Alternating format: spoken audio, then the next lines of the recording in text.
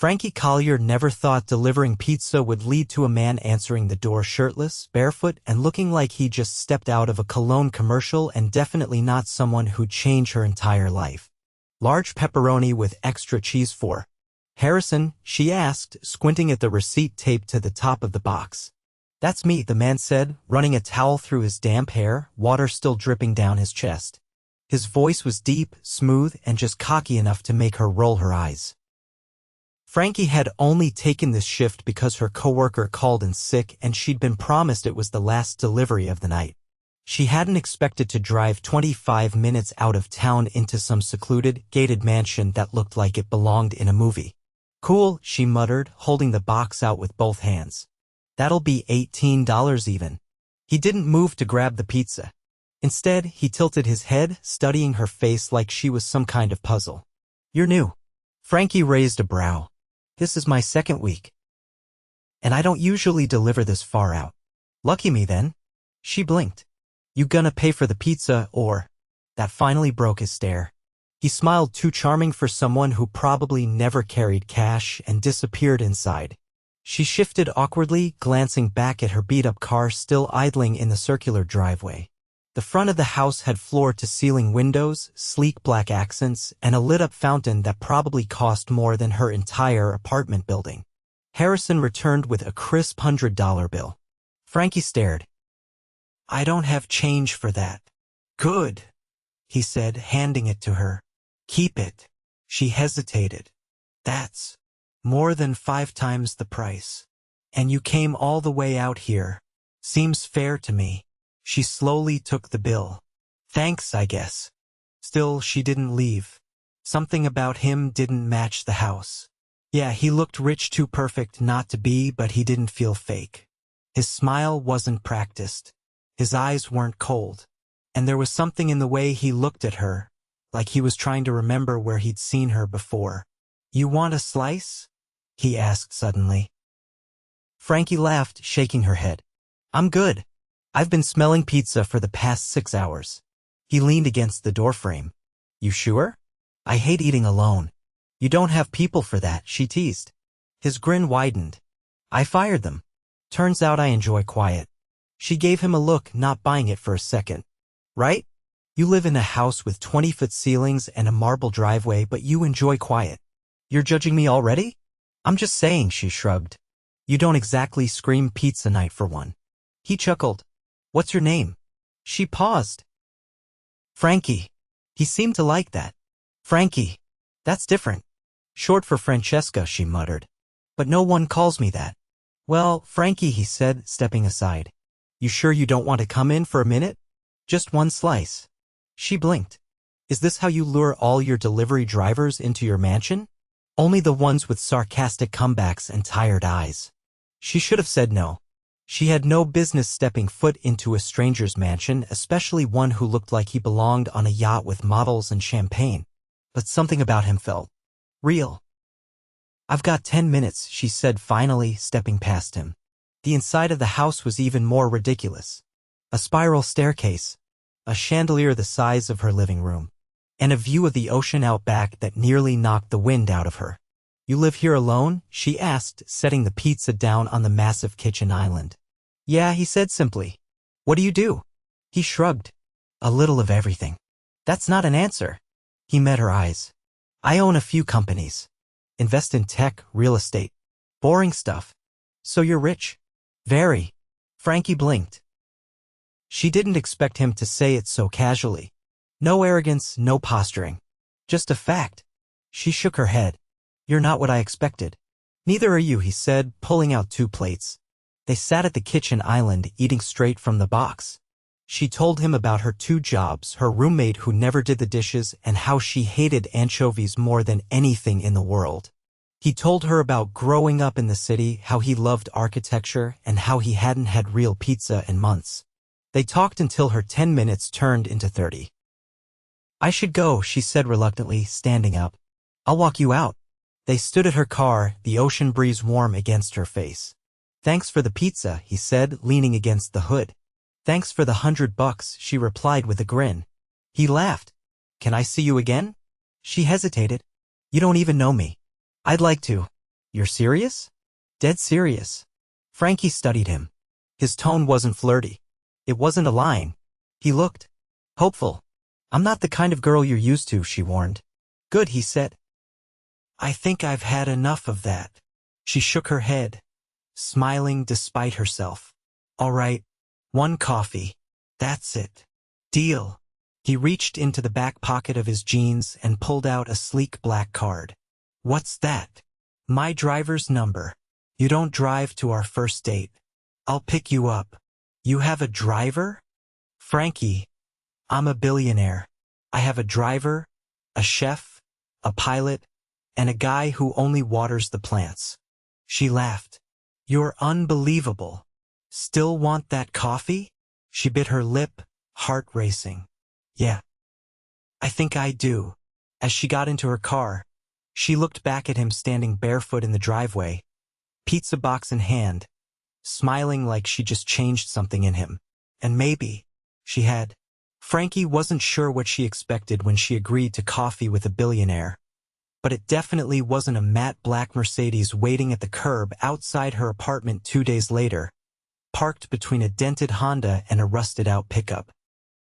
The driver stepped out in a charcoal suit, opened the door with a polite nod, and acted like escorting her through potholes and recycling bins was the most natural thing in the world. Inside, the car smelled like leather and subtle cologne. The seats adjusted automatically the second she sat down, molding to her posture like they'd been waiting for her.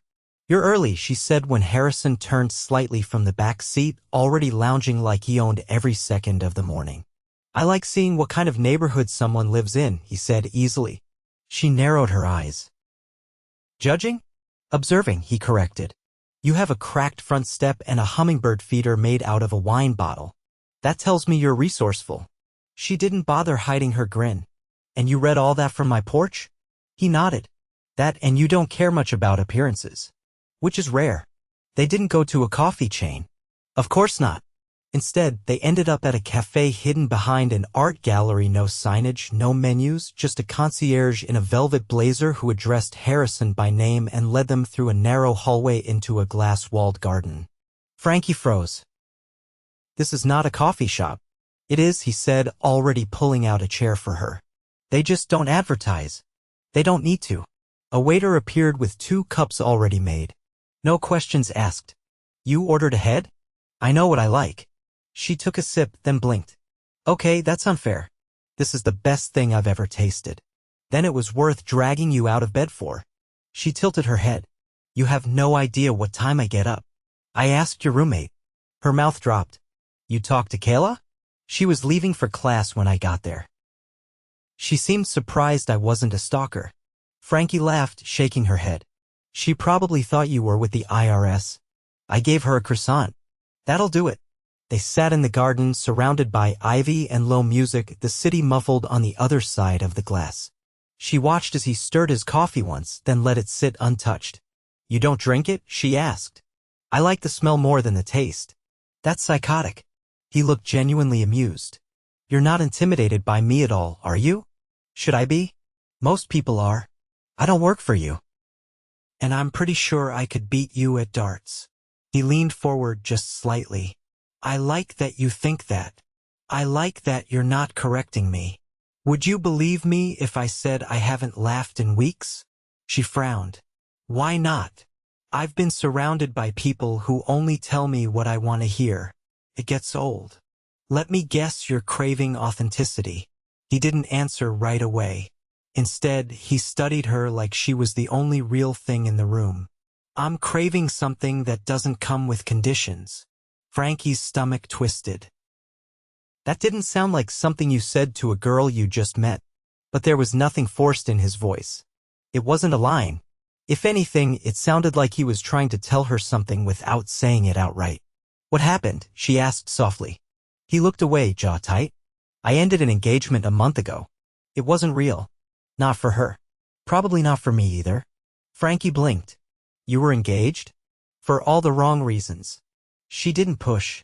Her gut told her enough whoever she was, she'd been part of the same world he was trying to step away from now. I'm not looking for a rebound, she said carefully. I'm not offering one. The silence hung between them, heavy but not uncomfortable. I've never done this, she said after a moment. Had coffee. Gone out with someone who has a private chef and, apparently, a gate code. Then I'll make it easy, he said.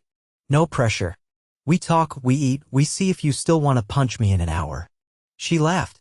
You're not as polished as I expected. Good. They spent the next hour walking through the gallery behind the cafe. The space was dim, lit with soft track lighting and filled with sculptures that looked like they belonged in a museum. Harrison didn't act like he owned the place, but the curator nodded at him with the kind of familiarity that said he came here often. You collect? She asked as they passed a painting made entirely of crushed glass. I commission.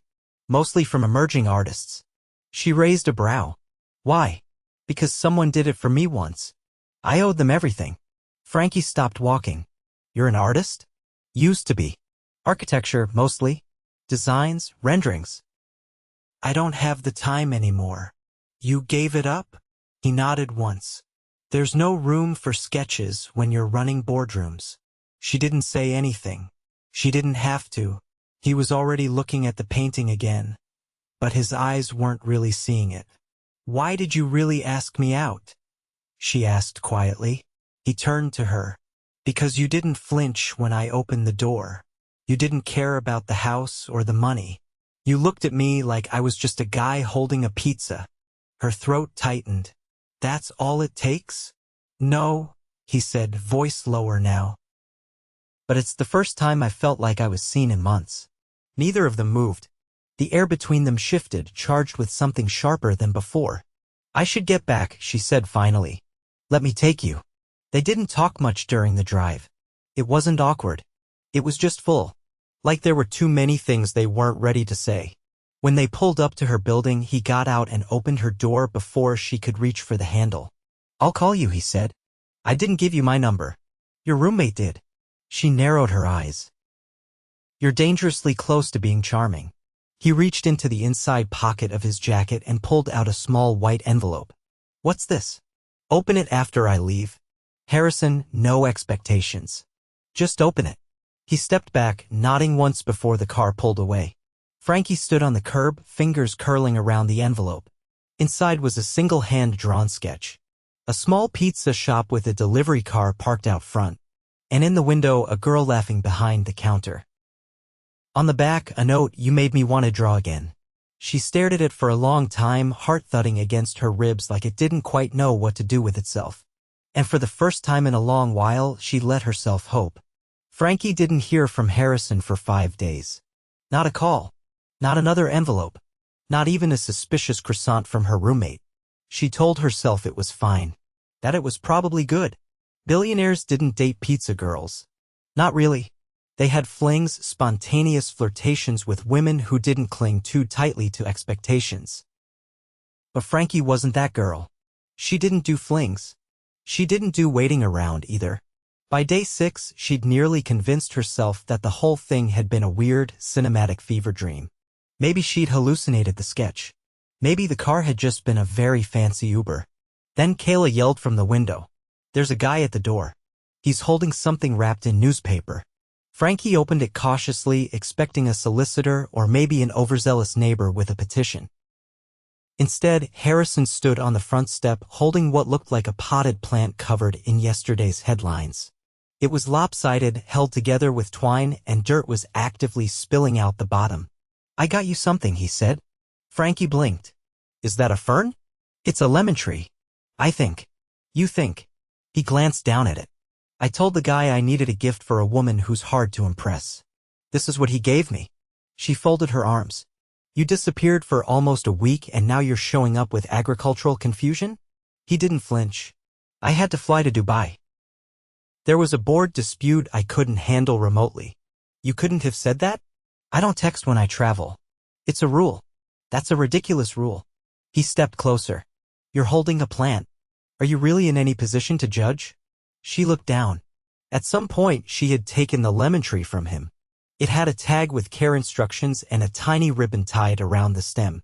Fine, she muttered. You're forgiven. On the condition that this lemon tree doesn't die in 2 weeks. I'll send someone to water it if you forget. She raised a brow. That's not how apologies work. He looked past her into the apartment. Do you have plans tonight? She hesitated. I have laundry. Cancel it. Why? Because I want to show you something. Is it another gallery? He shook his head. No. It's personal. She didn't ask questions. She just grabbed her jacket, told Kayla not to touch the lemon tree, and followed him to a different car than before, sleek, silver, and so quiet she didn't realize it was on until he opened the passenger door. They drove west, past the city limits, toward the cliffs she'd only ever seen from a distance. It was sunset, the sky streaked with burnt orange and rose gold, and the road curved higher with every mile. Where are we going? She asked after 20 minutes. You'll see. She looked out the window. If you're planning to murder me, this is a very scenic way to do it. I thought about it. But then I remembered I'm trying to impress you. Questionable strategy. He didn't laugh. He didn't even smile. Instead, he pulled off onto a private road lined with cypress trees and drove through a wrought iron gate that opened on approach. The house wasn't a mansion this time. It wasn't even particularly large. It was a single-level modern structure built into the cliffside with floor-to-ceiling glass and a view that stole her breath. This is yours? She asked, stepping out. It was my first design, the one that got me noticed. She turned slowly. The interiors were minimal, warm wood mixed with concrete, and not a single piece of furniture looked expensive. It wasn't curated. It was lived in. I thought you didn't have time to draw anymore. I don't. But I bought this place back after my father passed last year. It was the only thing I ever made that felt like mine. Frankie walked to the edge of the deck. The ocean stretched endlessly below, waves crashing far beneath them. Why bring me here? He joined her at the railing, hands in his pockets. Because I wanted you to see who I was before everything else. She stayed quiet. The wind pulled at her hair, and the smell of salt hung heavy in the air. I was 25, he said. Broke. Living off energy drinks and cheap noodles. This house was my thesis project. I built it with my own hands. It took 2 years. She glanced at him. Why did you stop? He looked down. My mother got sick. The company needed someone to step in. I thought it would be temporary. Frankie's chest tightened. And it never was. He shook his head. I got used to the suits, the money, the power, but I wasn't happy. And now, I'm trying to find my way back. She looked at him for a long moment. That's why the pizza. He met her eyes. It was the first real thing to happen to me in months. She leaned on the railing, heart thudding. You know this doesn't make sense, right? We don't make sense. I'm not asking for sense, he said. I'm asking for time. She turned to him fully. I'm not someone you date to feel normal again. I know. And I don't want to be rescued. I'm the one being rescued. He stepped closer. She didn't move. I don't want to be another distraction, she said. You're not, he said softly. You're the reason I've started sketching again. You're the reason I remembered what it felt like to build something that matters. She blinked hard. That's a lot of pressure for someone who still folds pizza boxes on weekends. I'll take every version of you, he said. The tired, the funny, the hard to impress. I want all of it. She didn't answer. She couldn't. Instead, she leaned in, pressed her lips to his, and kissed him like she'd been waiting for the right moment her entire life. The ocean roared below. The sky burned above. And for once, she stopped wondering if any of it made sense. Because it finally, impossibly did. Frankie didn't expect to wake up to the scent of cinnamon. She blinked against the soft cotton sheets, momentarily disoriented by the floor-to-ceiling windows and the sound of gulls outside. The ocean view beyond the glass shimmered with early morning light, and for a moment, she forgot where she was. Then she remembered the kiss. The way Harrison had looked at her like she was something he never thought he'd find again. The way she'd let herself fall, just a little without catching the edge. She swung her legs out of bed and followed the smell into the kitchen, where Harrison stood barefoot, flipping something on the stove with surprising focus. You cook now?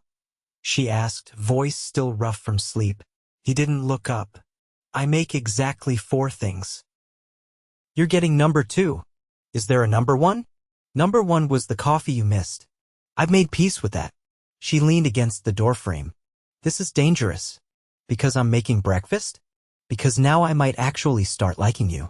He turned then, holding up a plate with 2 golden slices of French toast topped with fresh strawberries and powdered sugar. You didn't have to make it look pretty, she said, taking it from him. I didn't. That's just how it turns out. She eyed him. You're very good at being accidentally impressive.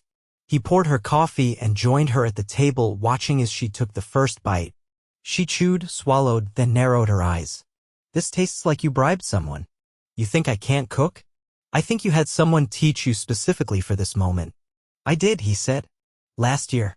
After I realized I was alone too often. She looked at him then, really looked. The man who'd opened the door with dripping hair and $100 tip had been spontaneous, a little too smooth. But this man, quiet, deliberate, making breakfast without needing to impress, felt like someone else entirely. What are you thinking? He asked. That I don't know what happens next.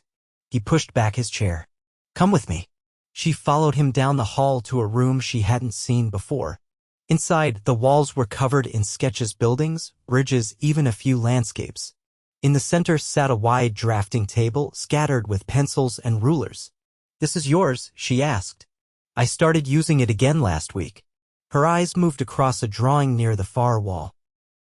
It was a building with curved glass and open terraces, surrounded by trees and people. She stepped closer. Wait, she said slowly. That's my neighborhood. It is. She turned to him. You're designing something there? He nodded. A community center. A real one. With free classes, a job training program, art workshops. I already bought the lot. She blinked. Why didn't you tell me? I wanted to finish the design before I said anything. I didn't want it to feel like a promise I might break. She swallowed, her throat tight. That's a huge project. I know. And you're doing it because I want to build something with purpose. And because the first person I told about it needed to be you. Frankie walked around the room slowly, absorbing everything. It wasn't just blueprints and measurements. There were color swatches, handwritten notes, even a sketch of her lemon tree in the corner. You put it in the plans? She asked, pointing. I thought a rooftop garden might be nice. She turned to him, heart pounding. You're serious about this? I've never been more serious about anything. She crossed the room slowly, stopping just in front of him. You could have picked anyone. I didn't want anyone. Her breath caught. This is fast. I don't care. I do, she said. I don't want this to be something you regret when the shine wears off. He lifted her hand, curling her fingers around his. Then let me show you it's not shine. It's real. They stood in the quiet space, surrounded by everything he'd created. Not the companies. Not the titles. Just the drawings, the plans. The things that came from the part of him he'd nearly forgotten. I'm scared, she whispered. So am I, he said. But I'd rather be scared with you than safe without you. She stared at him, her chest too full to speak. Then she nodded, just once. Later that evening, she found herself standing in the middle of a rooftop terrace in the city, now lit with hanging lanterns and soft music floating from somewhere unseen. Harrison had taken her to an opening gala for an architectural restoration project, and somewhere between the champagne and the laughter, she realized people kept glancing at them not because of who he was, but because of the way he looked at her. You're doing that thing again, she said under her breath. What thing? Staring like you just discovered gravity. He leaned in, brushing his lips against her ear. It's hard not to look when I know exactly what I'm looking for. She turned her head to face him, words caught in her throat. He stepped back, reached into his jacket, and pulled out a small velvet box. Her heart stopped. Harrison, don't panic, he said, opening it. Inside was a delicate gold ring. Not a diamond. Not flashy. Just a single, carved band etched with an architectural motif. It's not what you think, he said. It's a promise. She looked up. I don't know where this ends, Frankie, but I know I want to build it with you. All of it. The mornings, the fights, the messy, real parts. I want to wake up next to someone who makes me laugh before coffee. I want to come home to someone who tells me when I'm wrong. And I want to keep drawing because you make me want to. She stared at the ring, then at him. You're not proposing. I'm asking, he said. If you'll keep building something with me. She took the ring, slipping it on her finger. It fit like it had always been there. I guess you'll just have to keep impressing me, she said. He smiled, not the kind that dazzled but the kind that reached his eyes. I think I can manage that. The music swelled. The stars blurred above them.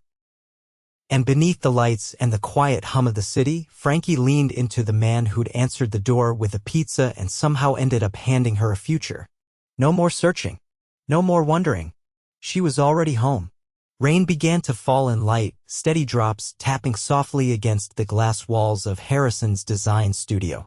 Frankie stood barefoot on the cool concrete floor, tracing the edge of a newly finished rendering by the window, her eyes scanning the vibrant lines and warm-toned elevations of the community center he'd built for her neighborhood.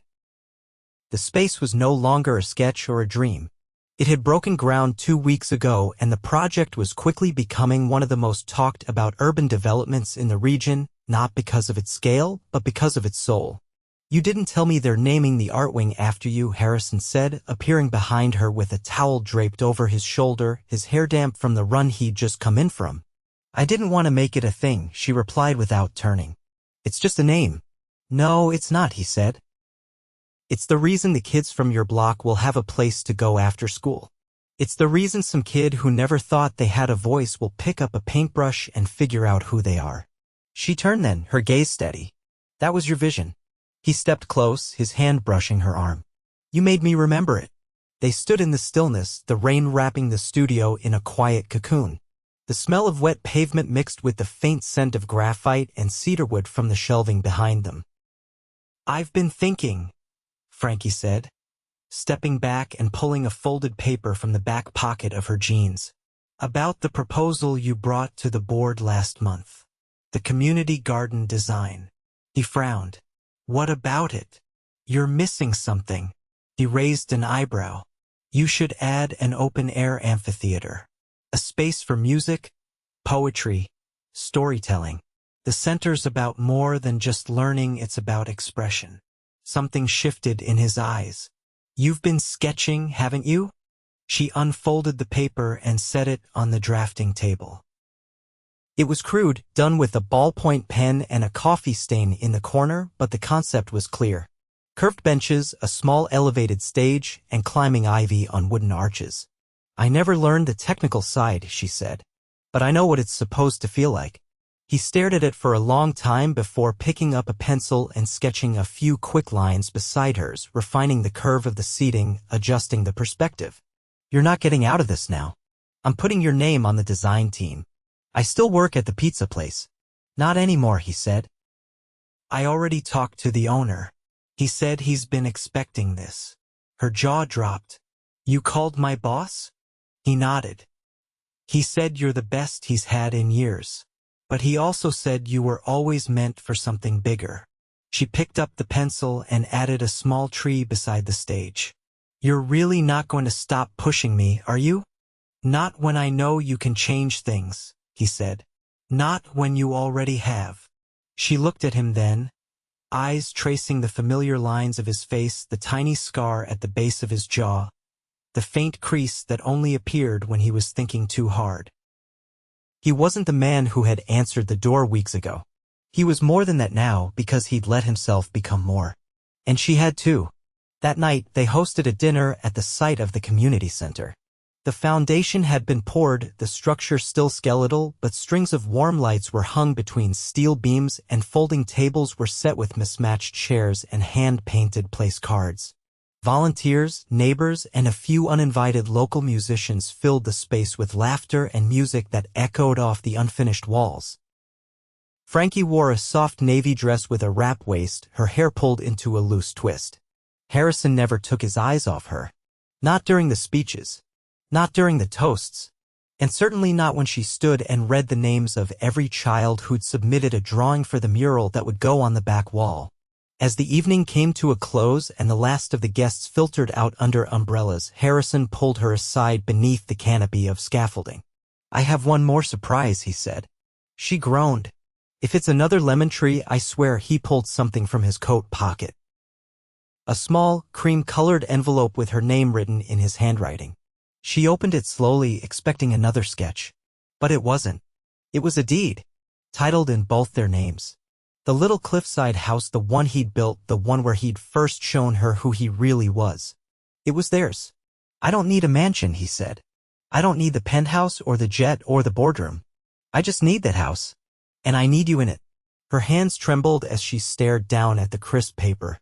"You're giving me half your house?" "No," he said, stepping closer. "I'm asking if you'll share a life with me." She looked up, blinking through the rain that had started again, soft and steady around them. "I didn't think I believed in forever," she said. "Then let's just start with always." She pulled him down by the collar of his jacket and kissed him, long and slow, as the lights flickered behind them and the sound of distant waves rose up from the dark. 6 months later, the community center opened with a ribbon-cutting ceremony led by the children who had helped paint the mural. Frankie stood beside Harrison on the main stage of the amphitheater she had designed, her name engraved in bronze beneath the dedication plaque. She wore a pale yellow sundress and canvas shoes, and when the mayor tried to thank her, she redirected the spotlight to the art teachers, the volunteers, and the kids themselves. That evening, they returned to the cliffside house, now filled with second-hand furniture, books spilling off shelves, and the scent of basil from the herb garden she had insisted on planting. They danced barefoot in the living room to an old jazz record, the same one Harrison had played the night he proposed moving in together. The sun dipped below the horizon, casting the room in soft gold. He held her close, his hand finding the small of her back like it had 1,000 times before, and kissed the top of her head. "This," he whispered against her hair, "is my favorite design." She smiled, resting her cheek against his chest. "Mine too." And there was no more waiting, no more wondering. They had already built the life they didn't know they were missing. Together, always.